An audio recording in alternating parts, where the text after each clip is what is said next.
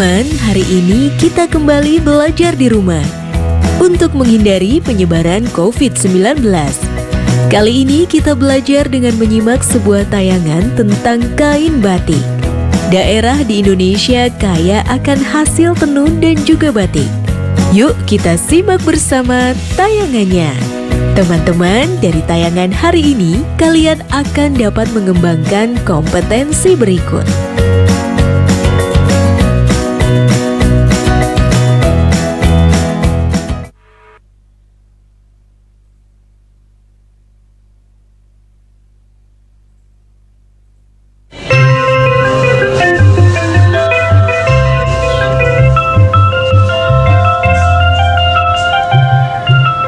Siapa yang tak kenal batik?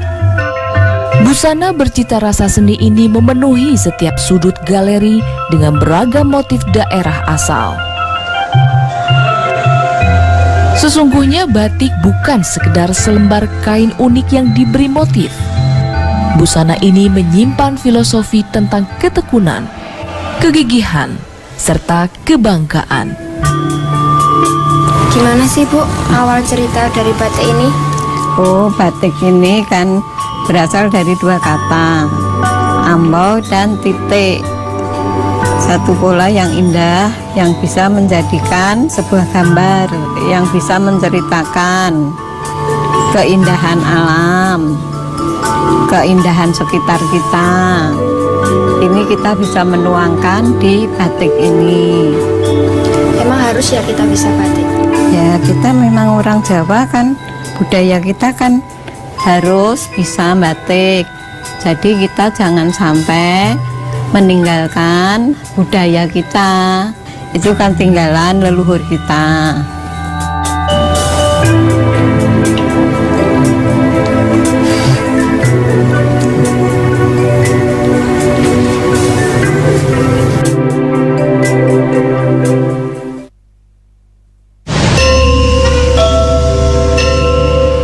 Sejarah batik di Indonesia begitu panjang. Pada awalnya, tradisi membatik merupakan tradisi di keraton. Karena itu, motif batik keraton penuh dengan filosofi kehidupan. Dari keraton, busana adiluhung itu pun melebar ke lingkungan sekitar atau keluarga ningrat.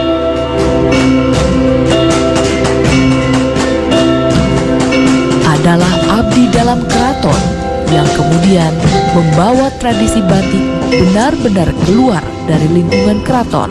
Batik itu sudah ada sebelum Kerajaan Surakarta. Di Majapahit pun sudah ada. Turun-temurun Majapahit, Demak, Pajang, Mataram, dan sampai Surakarta.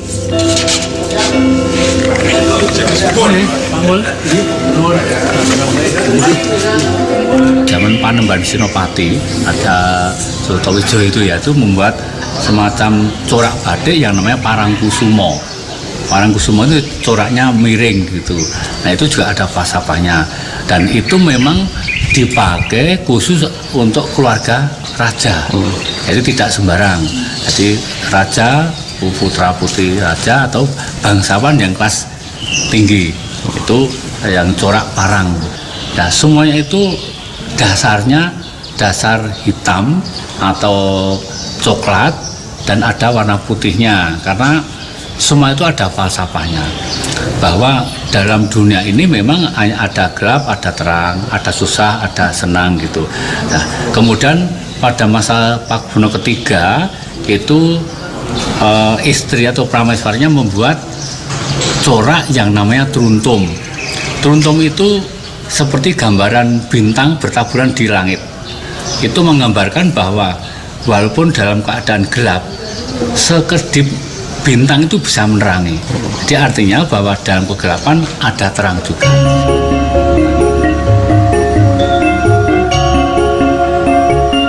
Di Kampung Laweyan, Solo, tradisi membatik diajarkan secara turun-temurun. Tidak ada latihan formal agar seseorang bisa membatik. Di kampung inilah muncul motif batik yang sangat berbeda dengan motif batik keraton. Kalau di Laweyan sendiri sebetulnya tradisi batik itu sudah ada sejak zaman Ki Ageng Genis. Ki Ageng Genis adalah salah satu keturunan Raja Brawijaya V yang kemudian juga menetap di Laweyan. Itu sekitar tahun 1500-an. Itu tradisi batik memang sudah ada. Meskipun di Laweyan itu sendiri pada waktu itu lebih banyak beraktivitas di bidang industri tenun. Karena pada waktu itu di sekitar Kerajaan Pajang, di Laweyan ini banyak hutan kapas. Setelah itu batik juga berkembang. Tapi akhirnya sesuai dengan perkembangan zaman, motif-motif itu banyak yang keluar dari keraton. Akhirnya banyak berkembang di masyarakat. Khususnya kalau di Laweyan ini muncul motif yang kita namain motif sodagaran. Motif sodagaran itu motif yang banyak dimunculkan oleh saudara-saudara batik di Laweyan, yaitu yang berasal dari motif-motif tradisi sebelumnya yang ada di keraton yang dimodifikasi dalam bentuk yang lebih, tanda petik, lebih modern atau lebih kontemporer lagi. Sehingga muncul motif-motif parang yang dengan kombinasi yang beraneka macam warna, juga beraneka macam ragam hiasannya.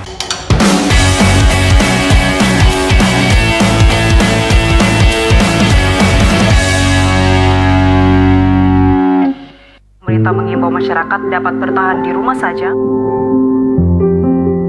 Ini yang membuat saya rindu akan mereka. Walau berjauhan, jarak bukan alasan untuk berhenti mendapatkan pendidikan. Ini adalah tanggung jawab kita bersama. Untuk masa depan anak-anak kita, anak-anak Indonesia.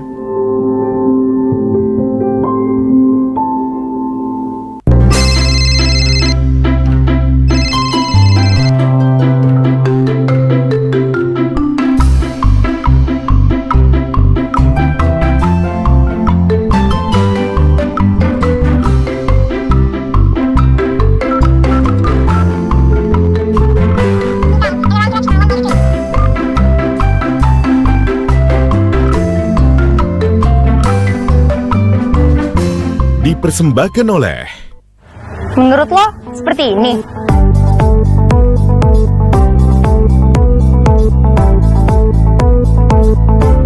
Ini cuma bikin dendam, Jito. Jadi hentikan Mi dari sekarang. Sudah ku bilang tak boleh lagi ada pelonco-peloncoan.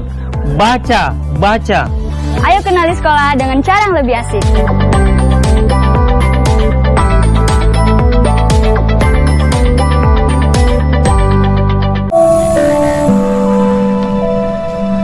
Diangkat dari novel berjudul Perahu Kertas karya Dewi Lestari. Bercerita tentang pasang surut hubungan dua anak manusia. Apa yang kita pengen jalani? Hari ini aku bermimpi. Berawal dari saling mengagumi, yang kemudian saling jatuh cinta. Namun cinta mereka terhalang berbagai hal. Perahu Kertas, Rabu 6 Mei 2020, pukul 21.30 waktu Indonesia Barat. TVRI, media pemersatu bangsa.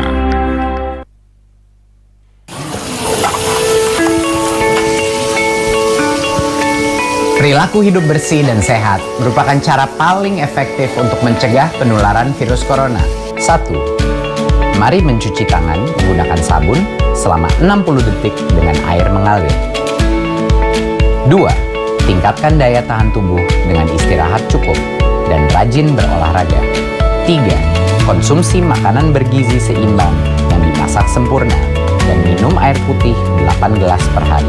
4. Gunakanlah masker atau tutup mulut dengan lengan jika batuk atau bersin. 5. Jika ada gejala seperti demam dan sesak napas, segera kunjungi pelayanan kesehatan terdekat. Jadi, tetap tenang dan selalu waspada.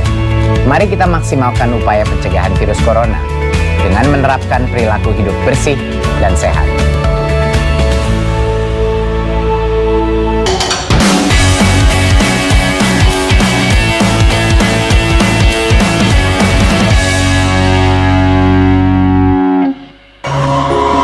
Pembuatan batik tulis melalui beberapa tahapan, yaitu pewarnaan, pemberian malam atau lilin pada kain, serta pelepasan lilin dari kain.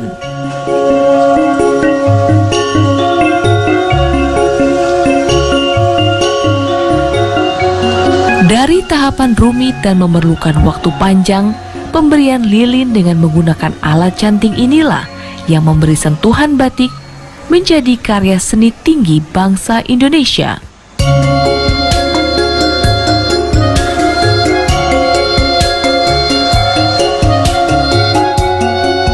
Seiring dengan perkembangan zaman, pembuatan batik tidak terbatas sebagai usaha rumahan, melainkan diproduksi secara massal.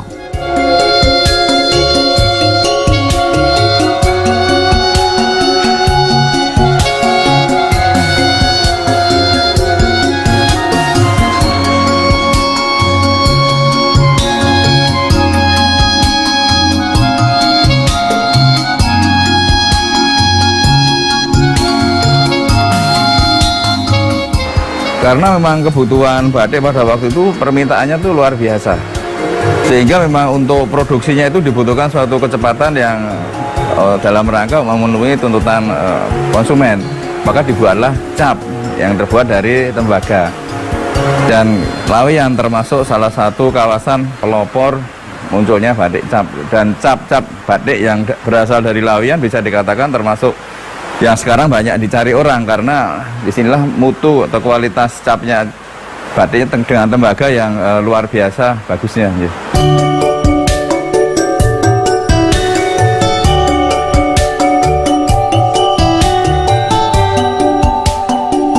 Kini batik bukan lagi hanya milik bangsa Indonesia, melainkan kekayaan dunia.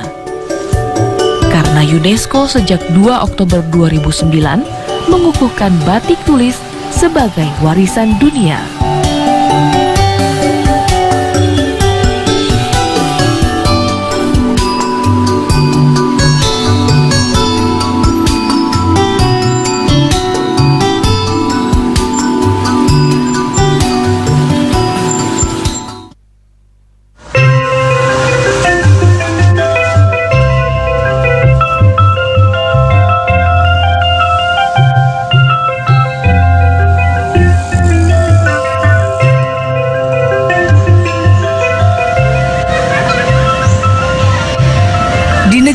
Batik Pekalongan punya sejarah panjang. Motifnya dianggap lebih garang dibandingkan batik Solo, Yogyakarta, atau batik produksi kota lain. Namun sesungguhnya, motif tidak terkait dengan kualitas seni. Aneka motif batik sesuai asal daerahnya yang terlukis dalam selembar kain cukup untuk menggambarkan potensi kekayaan seni batik Nusantara. Dibandingkan motif batik daerah lain, motif batik Pekalongan lebih banyak diwarnai pengaruh unsur luar. Inilah cara seniman batik Pekalongan berinteraksi dengan kebutuhan pasar. Bentuk aktualisasi daripada proses interaksi masyarakat ekonomi Pekalongan ya, dengan orang-orang Jepang, dengan orang-orang Cina, dengan orang-orang Arab, dengan orang-orang Eropa. Pertemuan itu melahirkan satu aktivitas baru, bentuk baru dalam bisnis. Pekalongan mempunyai satu kreativitas, orang Eropa punya material yang berupa kain, ya, termasuk orang Cina ya, yang punya material dan kemampuan berdagang. Itu terbentuklah aktualisasi batik yang nuansanya satu sama lain tidak sama, sesuai dengan pasar dan kultur mereka masing-masing. Karena batik itu harus secara sistem pemasarannya harus punya penetrasi kepada pasar yang agar dengan selera setempat.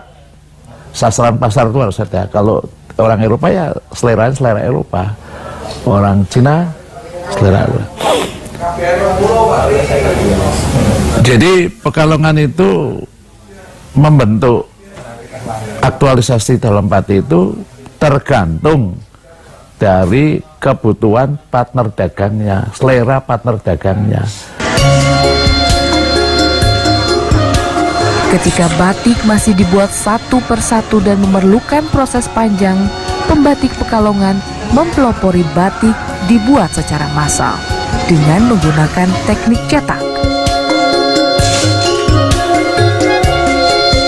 Ketika teknologi printing menguasai pasar itu, betul-betul membelalakan para pembatik yang sangat luar biasa kemampuannya untuk menciptakan batik dalam jumlah skala besar, ya, dalam kekuatan dan warna yang luar biasa seperti batik tradisional, sehingga betul-betul pembeli pada umumnya tuh tidak memperdulikan lagi. Fakta yang saya lihat itu memang batik itu sangat disukai oleh orang Indonesia. Pekalongan adalah muara seni batik. Segala motif dan teknik membatik bertemu di kota ini semata-mata untuk kepentingan bisnis. Pekalongan adalah romantika masa lampau yang menyusup ke kehidupan terkini.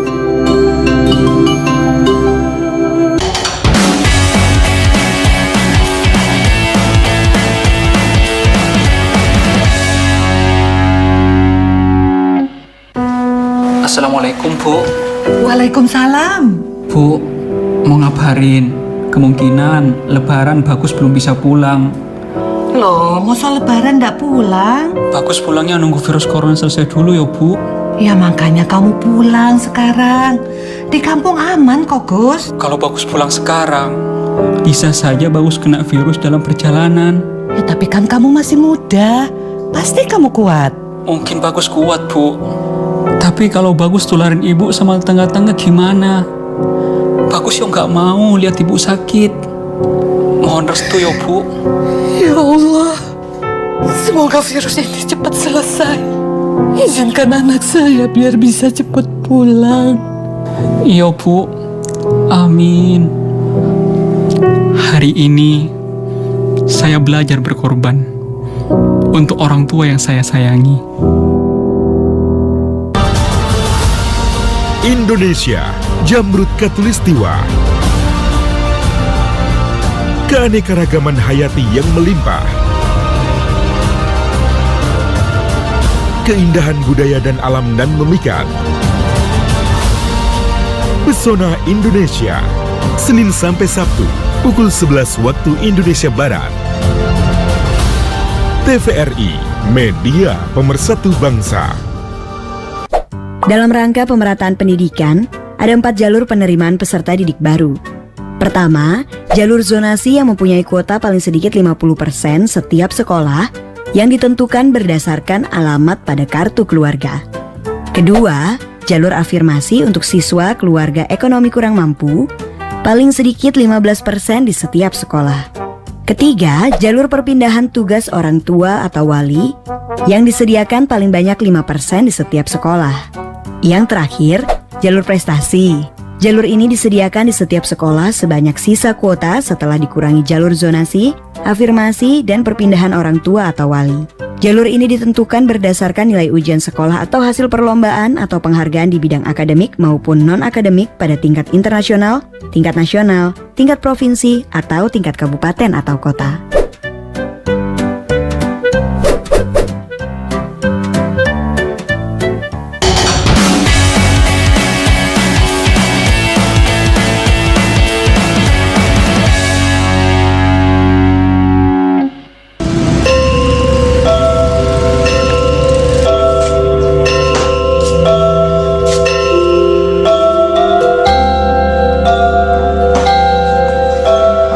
Solo termasuk salah satu kota pelopor tradisi batik di Indonesia. Kota ini menyimpan kekayaan batik dari berbagai zaman. Di Museum Batik yang setiap hari dikunjungi pengunjung, tersimpan 10.000 batik kuno. Museum batik di Solo ini milik perorangan yang diresmikan Presiden Indonesia pada 20 Oktober 2008. Karena jumlah koleksinya demikian banyak, pemajangan batik hanya berkisar 700 lembar dan akan digilir setahun sekali. Diperlukan waktu belasan tahun untuk bisa menikmati seluruh koleksi batik di museum ini. Semua jenis batik hasil perkembangan batik kita itu semua ada dan dipamerkan di museum ini. Ada batik keraton, ada batik pengaruh Cina, ada batik pengaruh India, ada batik keraton sendiri, ada 4 macam, batik keraton Solo, Mangkunegaran, Yogyakarta, dan Pakualaman.